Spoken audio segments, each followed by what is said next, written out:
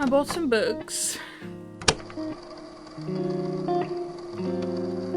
So recently I went on a bit of a book buying spree. If you are ready to go through some books, then let's get right into it. So the first book that I added to my collection is Book of Azrael by Amber V. Nicole. This wasn't my highest priority of books that I wanted to get, but I started reading the back of it and it sounded actually quite intriguing to me. So we will read through it together. Where there are gods, there are also monsters. For 1,000 years, the ether world has known peace, until now. Many centuries ago, desperate to save her dying sister, Diana made a deal with Caden, a monster far worse than any nightmare. Locked in servitude to him, she's forced to hunt down an ancient relic held by her most dangerous enemies, an army led by Samkel, the world ender. After the gods' war, Samkel hid from everything, denying his crown and deserting his people. Now, an attack on those he loves sends him back to the realm he never wished to return to, and into the sight of an enemy he had hoped to forget. With every world at stake, Diana and Samkel are forced to set aside their animosity and work together before all is lost. This sounds to me like a high-stakes fantasy, which is the fantasy that I love the most.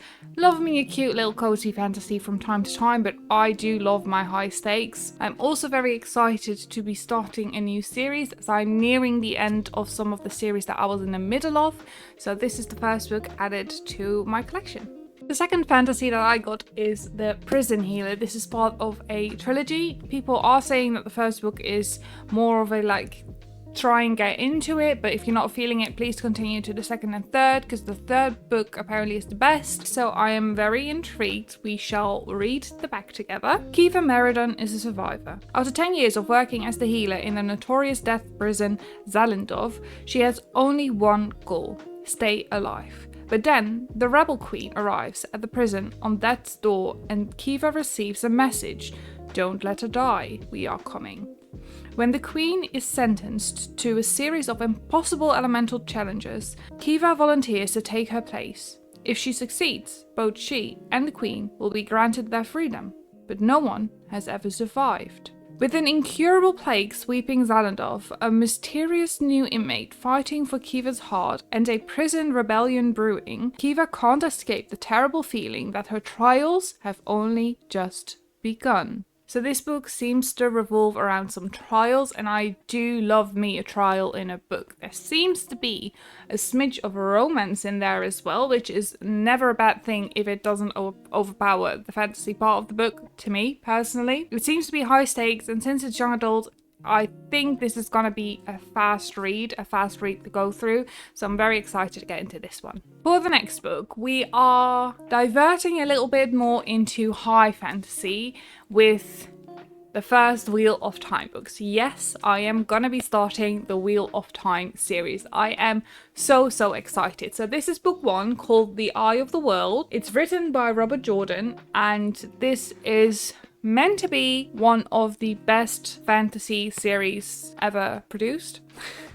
So I'm very excited to get into this one. These books are very thick and very long. This one has about 770 odd pages in this, so it's a big chunk of a book, but I'm really excited to delve into this world. When their village is attacked by terrifying creatures, Randall Thor and his friends are forced to flee for their lives. An ancient evil is stirring, and its servants are scouring the land for the Dragon Reborn, the prophesized hero who can deliver the world from darkness. In this age of myth and legend, the wheel of time turns. What was, what may be, and what is, may yet fall under the shadow.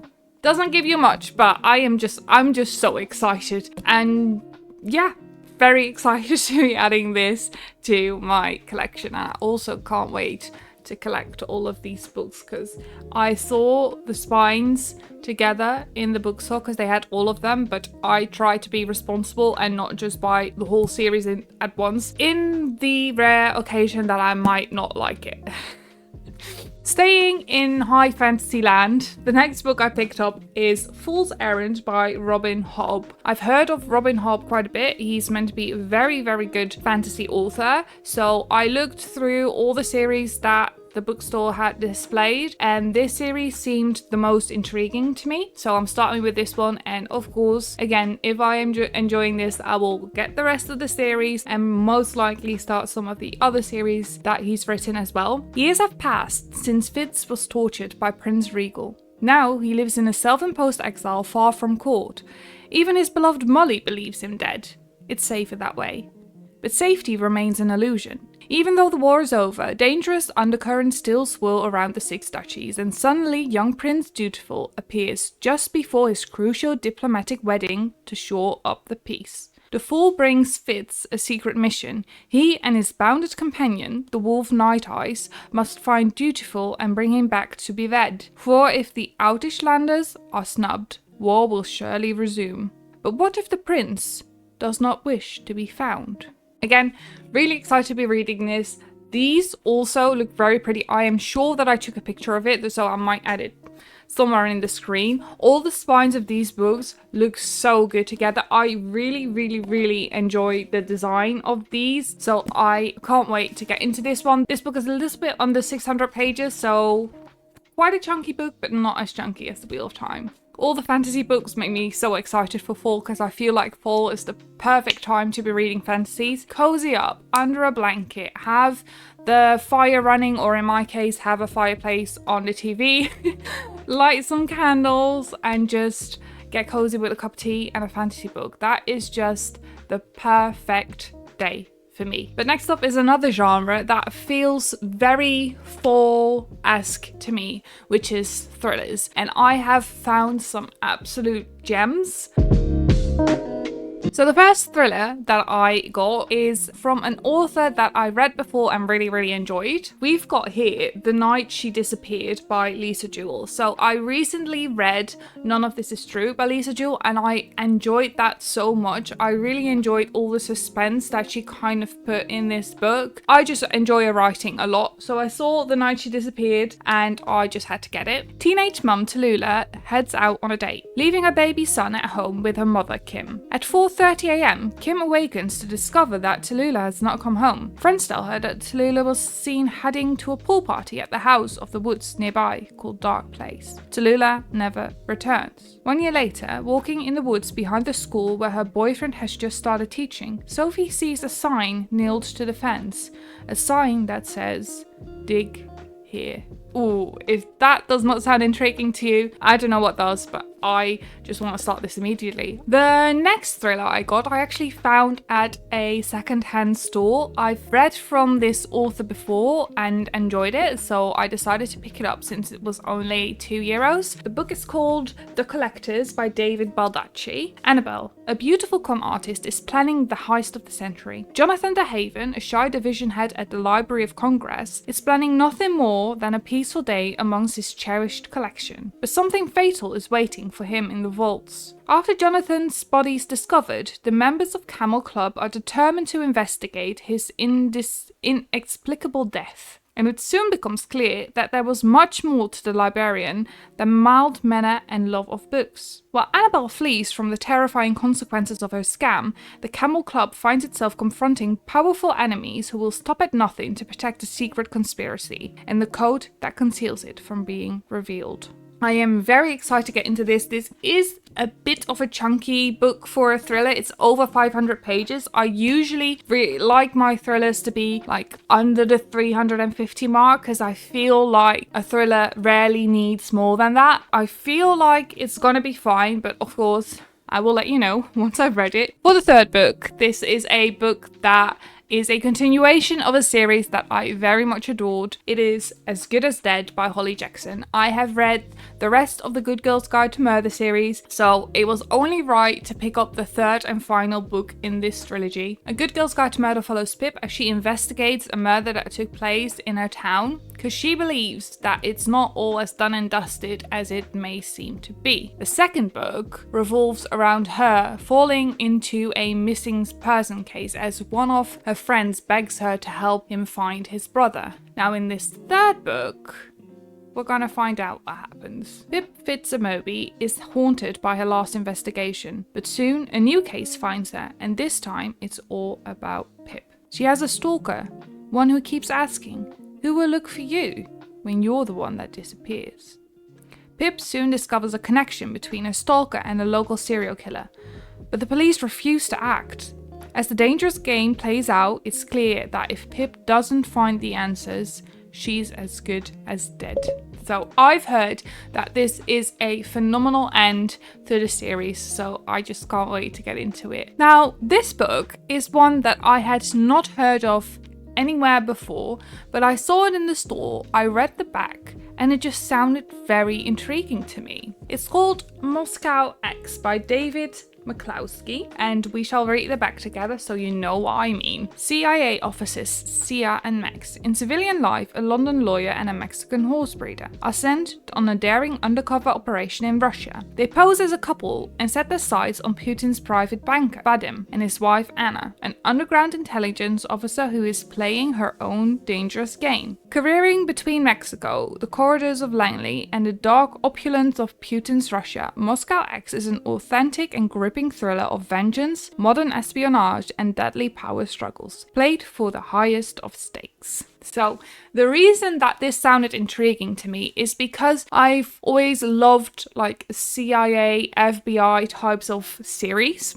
Like, for example, Homeland is a series that I absolutely adored watching. And this just sounded fairly similar to me. The premise of it, like the going undercover, the CIA, the espionage, everything just sounded very similar to that. So I think this is going to give me very similar vibes. I'm excited to get into this, and I will let you know if I enjoy it as much as I think I will. So we have 2 more thrillers to go. The second to last thriller that I got is The Silent Patient. Now, this has been going around a lot online. This is a very much talked about book. I'm very intrigued by it. I recently read The Fury by Alex Michaelides. I really enjoyed the writing in that, and I really enjoyed just the whole setting and way of storytelling in that book. I did not like the plot as much personally, like the characters in that I wasn't very fully rooting for, which to me is kind of important in a thriller. So I'm very excited to read this. This is highly rated. Rated more highly than The Fury, so I'm very excited to read this. If you have not heard about The Silent Patient, I will read the back for you now. Oh, it's quoted by David Baldacci, which we just got a book from. Oh, that's very fun. Okay. Alicia Berenson's life is seemingly perfect. A famous painter, married to an in-demand fashion photographer, she lives in a grand house overlooking a park in one of London's most desirable areas. One evening, her husband, Gabriel, returns home late from work, and Alicia shoots him 5 times in the face and then never speaks another word. Alicia's refusal to talk or give any kind of explanation turns a domestic tragedy.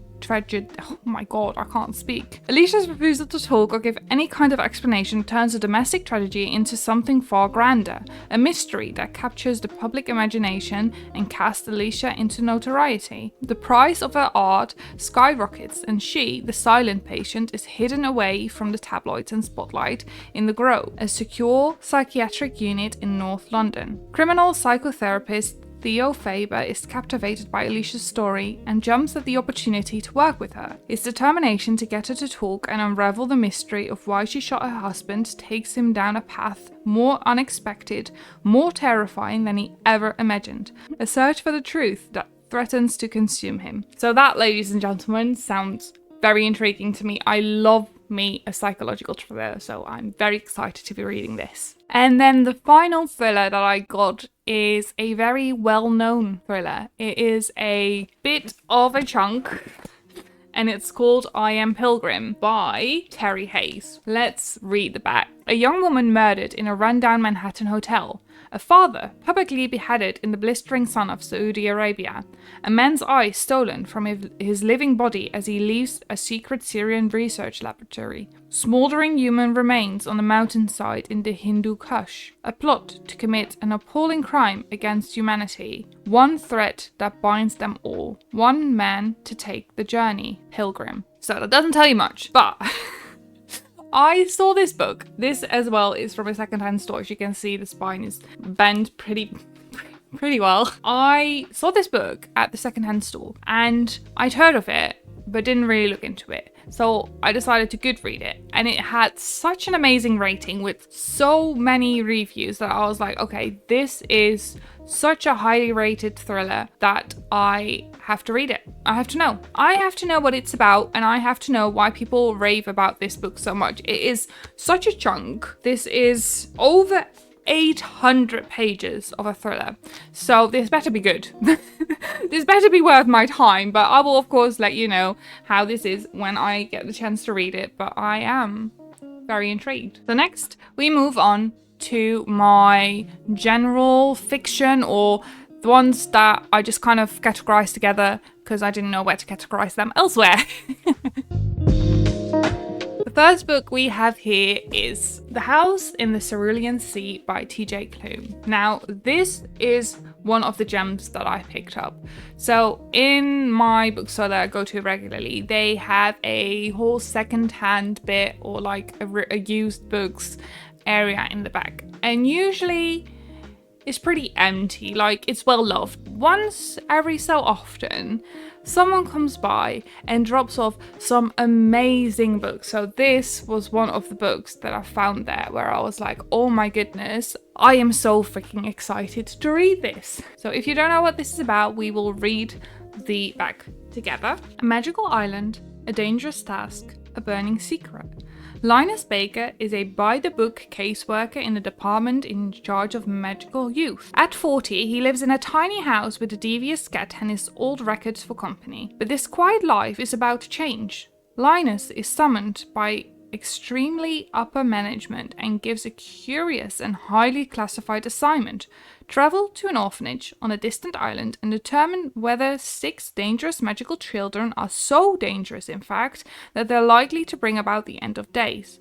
When Linus arrives at the strangest of islands, he's greeted by a series of mysterious figures, the most mysterious of which is Arthur Parnassus, I think, the master of the orphanage. As Linus and Arthur grow closer, Linus discovers the master would do anything to keep the children safe, even if it means the world has to burn, or worse, his secret comes to light. Very excited to read this. The next book I found in that same section, which is The 7 Moons of Mali Almeida by Shannon Karunati Laka. I probably butchered that name, I'm very sorry, but this is actually the Booker Prize winner of 2022, so that immediately intrigued me. So that's mostly the reason why I picked it up, but also the premise sounded very interesting, so let's get to it. Colombo, 1990. Mali Almeida, war photographer, gambler, and closet gay, has woken up dead in what seems like a celestial visa office. His dismembered body is sinking in the Byra Lake, and he has no idea who killed him. At a time when scores are settled by death squads, suicide bombers, and hired goons, the list of suspects is depressingly long, as the ghouls and ghosts who cluster around him can attest. But even in the afterlife, time is running out for Mali. He has 7 moons to try and contact the men and women he loves most and lead them to a hidden cache of photos that will rock Sri Lanka. Does that now sound intriguing to you? That sounds like a quest, that sounds like high stakes, that sounds right up my alley. So I'm very excited to be reading this, and I'm sorry again for butchering the name. Lastly, in the general fiction area is a book that is considered to be a modern day classic. It's like a dark academia book, and it's called The Secret History by Donna Tartt. Now, this book is fairly hefty for the size of it. Oh, that's why. It's like really thin paper. It's like over 600 pages, and this book is not very big. I did not expect that. But yeah, I'm very excited to be reading this. This book is very much talked about online. I've seen a bunch of people read it, a bunch of people rave about it, so I just needed to know what it was all about. So let's read the back together so you know what's up as well. Under the influence of the charismatic classics professor, a group of clever, eccentric misfits at an elite New England college discover a way of thinking and living that is a world away from the humdrum existence of their contemporaries. But when they go beyond the boundaries of normal morality, their lives are changed profoundly and forever. Doesn't tell you very much. I don't know what this book is about, I'm gonna be completely honest with you, but since people were so excited is not the right word, raving about this book so much, I did get intrigued. So I got this as well, very excited to get to this. And lastly, I got some thrillers in Dutch. Now, I am not the biggest fan of reading in Dutch, but since I was at the secondhand store and I do live in the Netherlands, most of the books there were in Dutch. Now, the only genre that I don't mind reading in Dutch is thrillers. And this is because I grew up reading Dutch thrillers because my mum loves thrillers as well and she only reads in Dutch. So I have a few books that I picked up, but I of course will also show you the English cover and tell you the synopsis of it in English. Okay, so the first book I got is by Nicht French. In Dutch it's called Huis Vol Leugens, but the English title of it is The Lying Room. Now let's get to the synopsis. It should have just been a midlife fling, a guilty indiscretion that Niamh Connolly could have weathered. An escape from 20 years of routine marriage to her overworked husband and from her increasingly distant children. But when Niamh pays a morning after visit to her lover Saul and finds him brutally murdered, their pied-à-terre still heady with their perfume, all the lies she has so painstakingly stitched together threaten to unravel. After scrubbing clean every trace of her existence from Saul's life and death, Niamh believes she can return to normal, shaken but intact. But she can't get out of her head the tormenting question, what was she forgetting? An investigation into the slaying could provide the answer. It's brought Detective Chief Inspector Alistair Hitching and Niamh's worst fears to her door. But with every new lie, every new misdirection to save herself, Niamh descends further into darkness of her betrayal, and into more danger than she ever imagined, because Hitching isn't the only one watching Niamh. So is a determined killer who is about to make the next terrifying move in a deadly affair. So that is the next book added to my collection. And the last 3 books are all by Karen Slaughter. Yes, Karen Slaughter might be my favourite thriller author. And this might just be nostalgia speaking, since I have read Karen Slaughter books since the dawn of time, since I was a teenager. Now, is this a very good author to read as a teenager? Maybe not, because it's very graphic. So the books that I got, in Dutch they're called Onzichtbaar, Zoenoffer and Trouwloos. In English, they are called Kisscut, Indelible, Faithless. I shall tell you about their synopsis. So we first got Kisscut. Saturday night dates at the skating ring have been a tradition for the small southern town of Heatstill for as long as anyone can remember. But when a teenage quarrel explodes into a deadly shootout, Sarah Linton, the town's pediatrician and medical examiner, finds herself entangled in a terrible tragedy. What seemed at first to be a horrific but individual catastrophe proves to be a wider implications. The autopsy reveals evidence of a long-term abuse of ritualistic self-mutilation, and when Sarah and police chief Jeffrey Tolver start to investigate, they are frustrated at every turn. The children surrounding the victims close ranks, the families turn their backs. Then a young girl is abducted, and it becomes clear that the first death is linked to an even more brutal crime and far more shocking than anyone could have ever imagined. Meanwhile, Detective Lena Adams, still recovering from her sister's death and her own brutal attack, finds herself drawn to a young man who might hold the answer. But unless Lena, Sarah and Jeffrey can uncover the deadly secrets the children hide, it's going to happen again. So that's Kisscut. Then we have Indelible. An officer is shot point blank in the police station lobby and Sheriff Jeffrey Tolver is wounded, setting off a terrifying hostage situation with medical examiner Sarah Linton at the center. It's up to Lena Adams and Frank. Going back and forth between present and past, the narrative takes place in 2 time frames, present and 10 years prior to the shooting. The present narration evolves over several hours, the past takes place over the course of a week. Working outside the station with Frank trying to figure out who the shooter is and how to resolve the hostage situation.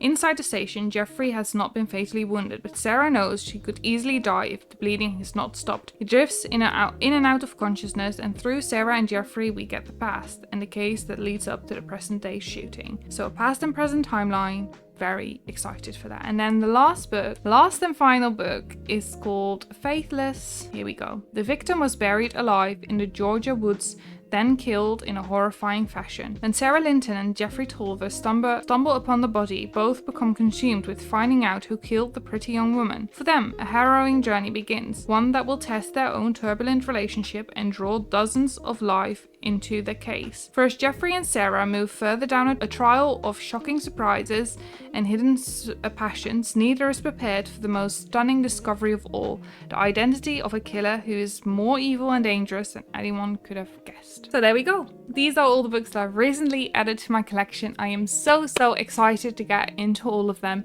I'm very excited to all give them a place in the bookshelves because this is not where they're going to stay. So if you enjoyed this video, I would kindly ask you to leave a like at the video down below. Also comment any of the books that you're excited for me to read, and subscribe if you like books and book related content. And then I will see you again next week for another video. Bye bye!